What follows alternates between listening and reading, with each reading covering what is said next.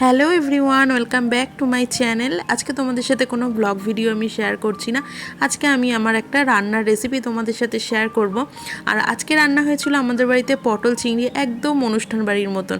তো তোমাদের সাথে চলো সেই রান্নার রেসিপিটাই শেয়ার করি। আর এটার মধ্যে কিন্তু আমি একদম স্পেশাল একটা মশলা দিয়েছিলাম, সেটা কিন্তু ভিডিওর মধ্যেই আছে, সুতরাং তোমরা একদম ভিডিওটা লাস্ট পর্যন্ত দেখো।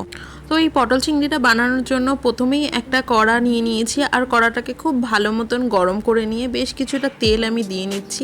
এরপর তেলটাকেও গরম করে নিয়ে আমি ছাড়ানো পটলগুলোকে আস্তে আস্তে নুন হলুদ দিয়ে ভেজে নেবো।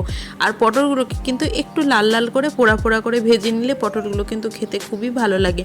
আর এটা যেহেতু একদম অনুষ্ঠান বাড়ির মতন করে আমি রান্না করছি, তো সেই জন্য পটল, আলু, চিংড়ি সমস্তগুলোকে আলাদা আলাদা করে আমি এখানে ভেজে নেব। আর এই একই তেলে পটলগুলোকে ভেজে নিয়ে আমি কিন্তু আলুগুলোকেও লাল লাল করে বেশ নুন হলুদ দিয়ে আমি ভেজে নেব।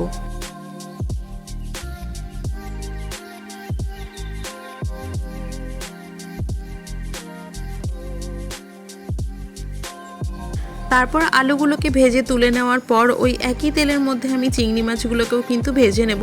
চিংড়ি মাছগুলোকে আমি আগে থেকেই নুন হলুদ মাখিয়ে রেখে দিয়েছি।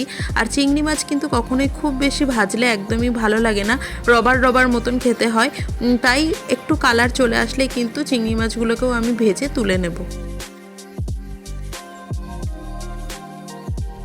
তারপর ওই একই কড়াইতে আমি অল্প কিছুটা তেল দিয়ে ফোড়নের জন্য কিছু গোটা মশলা দেব। তেজপাতা, সাদা জিরে, এলাচ, গোলমরিচ, লবঙ্গ, দারচিনি, এই মশলাগুলোকে আমি ফোড়নের জন্য ব্যবহার করব। তারপর মশলা থেকে এই ফোড়নটা থেকে খুব সুন্দর গন্ধ চলে আসলে এর মধ্যে আমি দিয়ে দেব কুচনো পেঁয়াজ।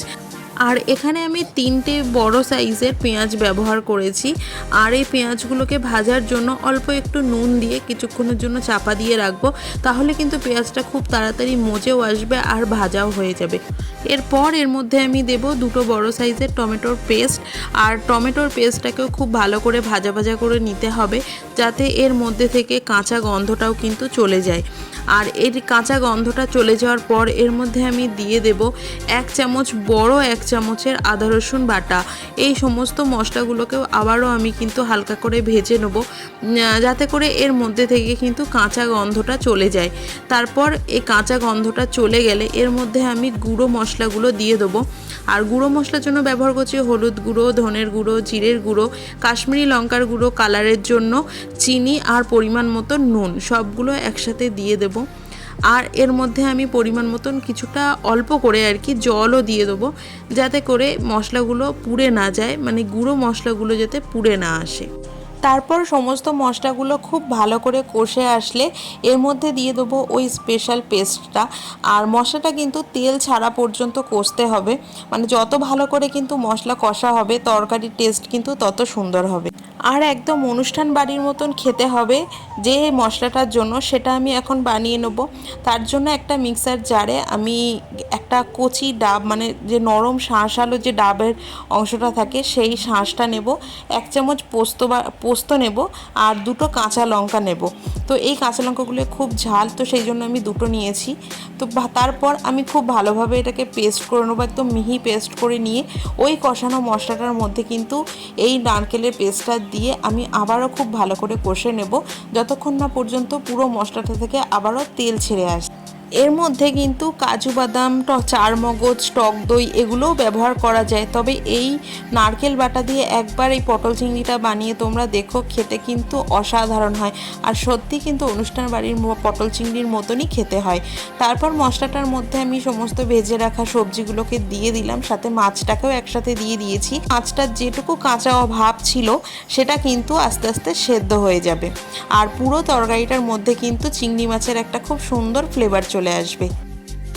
তারপর সমস্ত মশলার সাথে সবজি মাছগুলো ভালোভাবে কষিয়ে নিয়ে আমি এর মধ্যে পরিমাণ মতন জল দিয়ে নেব।